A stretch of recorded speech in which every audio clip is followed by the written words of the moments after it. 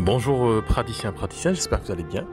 Dans cette vidéo, je vais aborder avec vous la question du site internet. Alors j'en parle très souvent sur le site et puis sur mon site internet et puis sur ma chaîne YouTube. C'est une question qui est importante pour celles et ceux qui veulent investir dans un site internet. Alors c'est un investissement qui est assez particulier. Pourquoi ? Parce que très souvent, un site internet représente un espoir quand on est praticien en bien-être.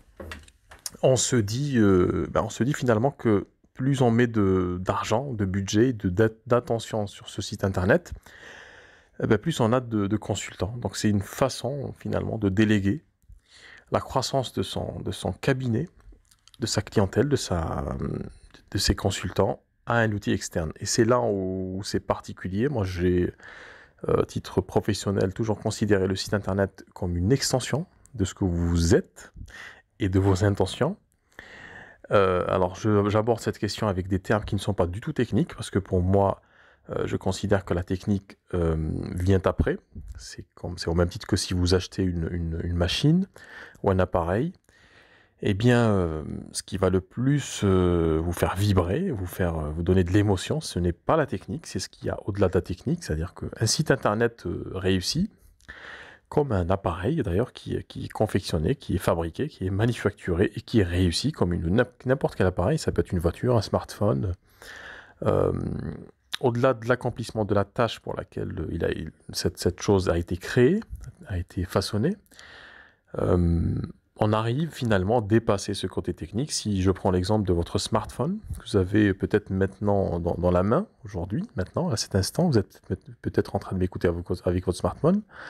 Vous n'êtes pas censé savoir techniquement comment il fonctionne. Alors vous imaginez bien que c'est quelque chose qui est assez technologique finalement. Par contre, ce qui vous importe le plus, ce n'est pas le fonctionnement des diodes, des condensateurs et des transistors ou de l'écran, mais plutôt l'usabilité, la facilité avec laquelle vous pouvez utiliser cet appareil et surtout ce que vous allez pouvoir en faire. Alors si je reste sur cette analogie du téléphone, ce qui est intéressant dans le téléphone, en tant que téléphone, c'est surtout le fait de pouvoir communiquer avec, parler avec.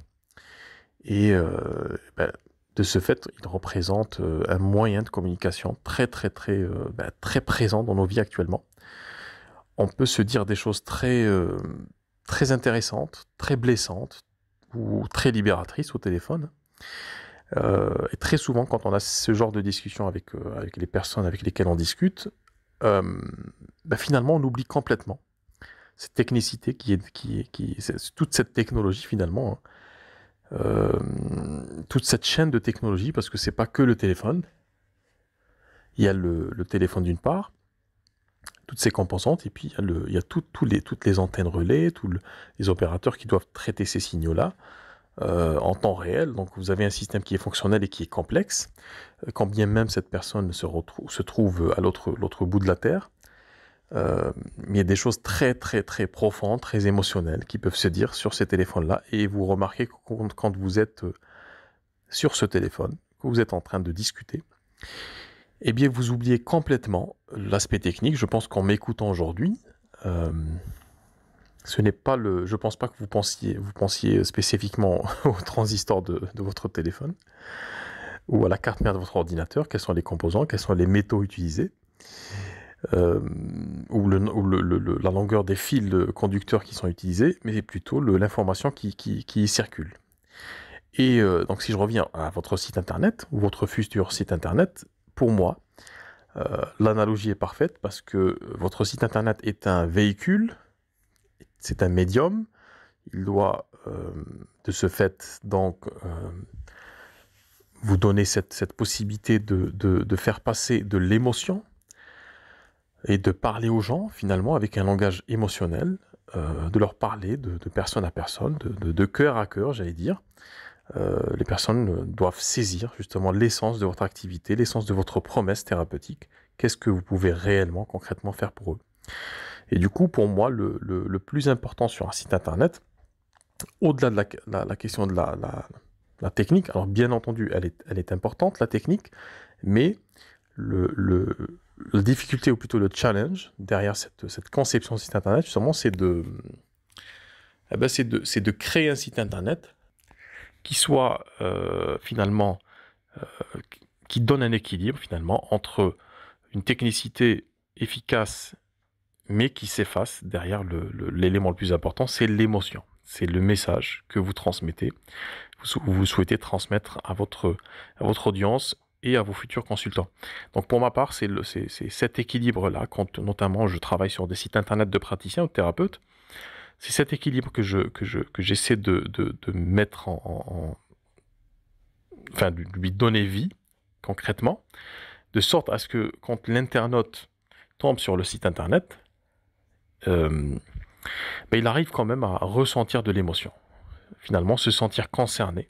Et c'est un travail qui se fait en amont, c'est-à-dire que bien sûr qu'il y a l'aspect technique, mais cet aspect-là, c'est moi qui m'en occupe, c'est pas le thérapeute. Par contre, la discussion est essentiellement tournée vers, non pas la technicité du site, les couleurs, tout ça, ça c'est accessoire pour moi. C'est important, mais ça reste accessoire.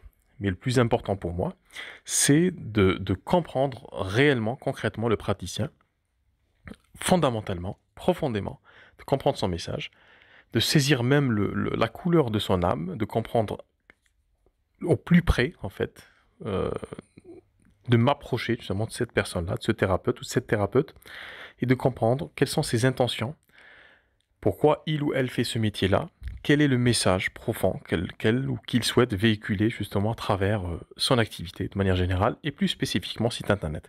Donc beaucoup de praticiens et thérapeutes font le chemin inverse.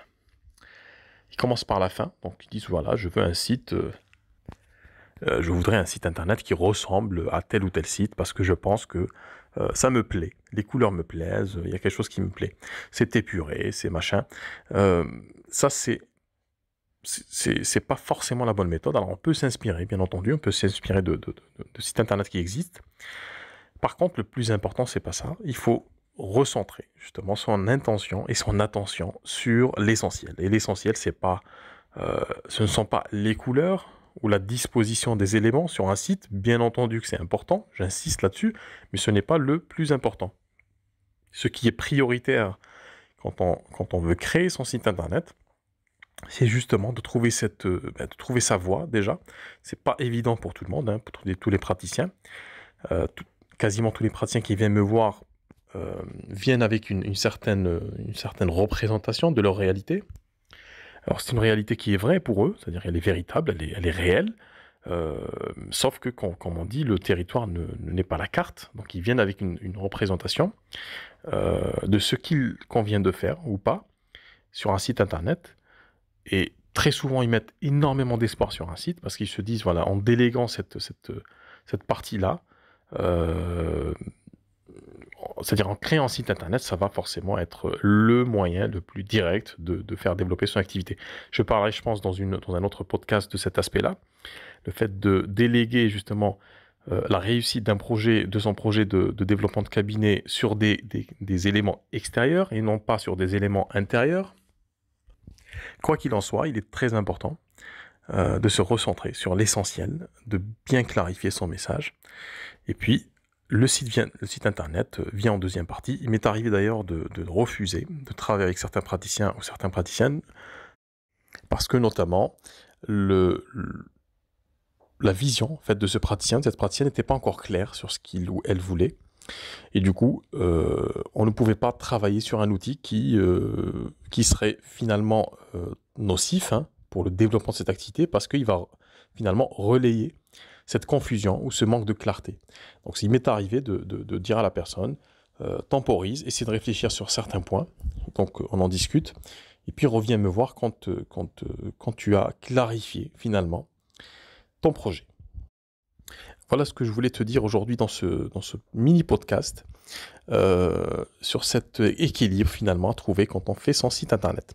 Si tu as besoin de créer ton site internet, si tu ressens le besoin ou tu constates finalement que ton site internet ne convertit pas assez de personnes, tu n'as pas assez d'appels, il ne te ressemble pas finalement, tu peux me contacter. Je te mettrai le lien sous ce podcast, sous cette vidéo, et tu pourras me contacter, on pourra en discuter beaucoup plus amplement et beaucoup plus franchement.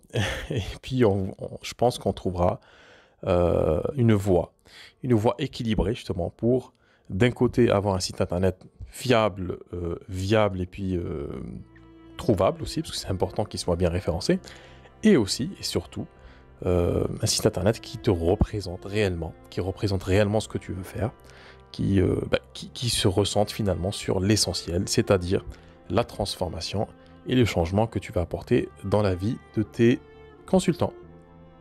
Je te remercie de ton écoute et je te dis à bientôt.